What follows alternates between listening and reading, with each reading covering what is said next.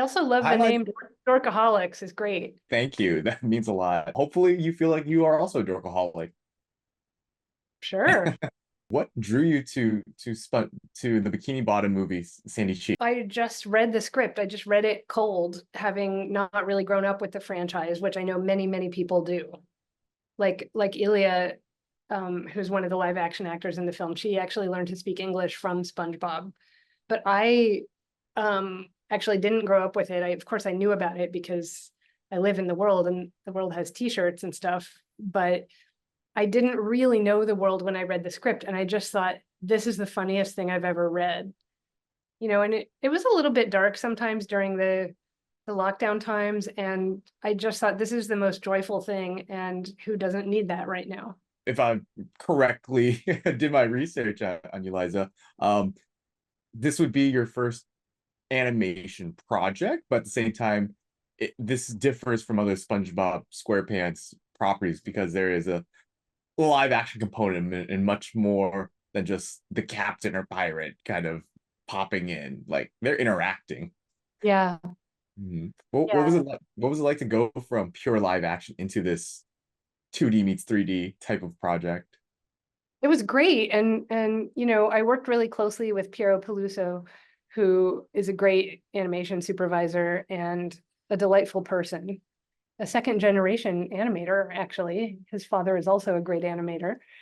And I think it wasn't very hard for us because he's just a person of enormous warmth and good faith. And so the fact that neither of us knew how to do each other's craft was just something we just had to keep saying words until we understood what the other person meant, Mm.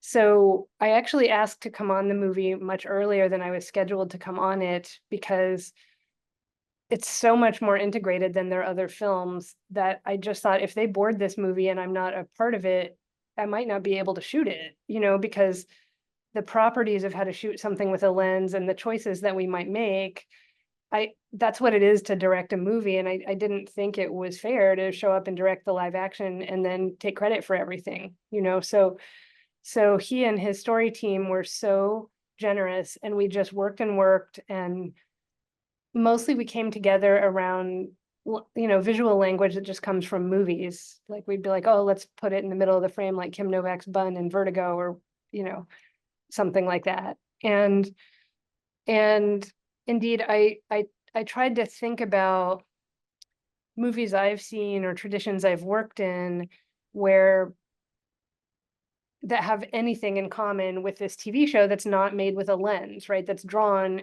and it's drawn in a way that you can do anything, and it doesn't have to have the linear perspective that happens when you put a lens up. And I decided that I wanted us to draw the movie in a way that it would fit in a frame from Buster Keaton or Barry Sonnenfeld or Ilya Suleiman, like really these comedies that take the tableau seriously, right? In a tradition that maybe it comes from a lot of places, but it definitely comes from vaudeville, right? Like in the Muppet Show or something, you see the whole stage and you see everyone doing their stuff, and that is really happening. It's not happening across the cut, right? And in my life, I was really gifted with some training in this because I worked for Barry Sonnenfeld on a series of unfortunate events, and he really believes in that kind of tableau is funny, Mm.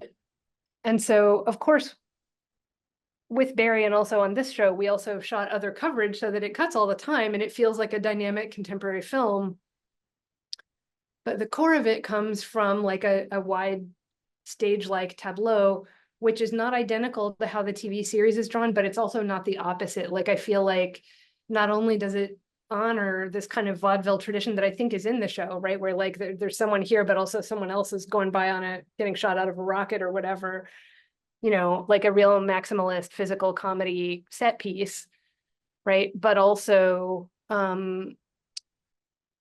we can take a picture of it and we can rely on these traditions that maybe came from a kind of vaudeville theater, but get beautifully utilized by the people who came later, like Barry, and try to use those traditions in a way that honors the franchise and also makes it something you can take a picture of with a lens. The film feels true to the SpongeBob SquarePants like 25 years of tradition while still feeling like, oh, this isn't like a made for TV movie. This is truly like it stands on its own as like the Sandy Cheeks movie. Well, thank you. I think that's partly a testament to the people who work on the franchise. And I would single out Mark and Vince, and also Piero has worked on it a lot and really knows stuff. And they would always be there for me, like be like, okay, here's where you can see Sandy's references to Texas, but also here's where you can see how many holes SpongeBob has in this versus this, and what the surfaces should be like. And they really know. Even the executives know everything, and they're like, oh no, he's porous. Like they know everything. And or actually they would probably say porous is he. And and I also think it's a testament to Carolyn and to the strength of Sandy's character and to the writers who could make up a story that gives her a real backstory, that it doesn't contradict anything we know, but it also, we didn't know it, and for me, it was also a very moving story about a squirrel who has dreams, and she's really good at all the dreams that her parents have for her, but they're not her dreams. And so in order to become the squirrel she's meant to be, she has to go underwater and live near a pineapple under the sea. And that's what she has to do to practice her craft, which is science. And then when she has built this whole new world full of trust and love and a family level commitment with her new community, and they get taken, it's her job, it's her duty to save her community with SpongeBob. And also it's an opportunity for her to navigate the aftermath of those choices. And for anyone who's ever had to do anything hard to become the person they're supposed to be, it's kind of a beautiful, for some people it's a reality, for everyone else it's a great fantasy, right? That you can go home again, and you can kind of re-navigate things that you maybe were too young to do in the past, and now she's mature and she has science, and her family can respect that more than when she hadn't become her squirrel yet, and the idea that then they can collaborate on saving her community and show up and visit and stuff, I think is a really elegant resolution that is often perhaps to be hoped for. What was your favorite thing that you learned more about the series and franchise through your work on this film?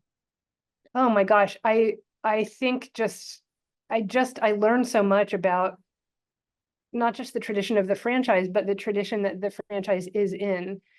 Like if we want to talk about, I'm not sure anyone else wants to talk about like the Muppets and vaudeville and stuff, but for me, I feel like it really just helped me build skills and knowledge about, I'm not like one of those people that was like a comedy person that did improv in college or wrote for my college comedy paper or whatever, and so the idea that this team would invite me into their world and have confidence that I could deliver something that fits in it also was such a generous way for me to learn more about those traditions. And so it was like a great opportunity for me to know more about how the joy gets there. Thank you so much for your time today, Liza. I'm looking forward to rewatching the Sandy Cheeks movie with more people when it's out August 2nd. Thank you.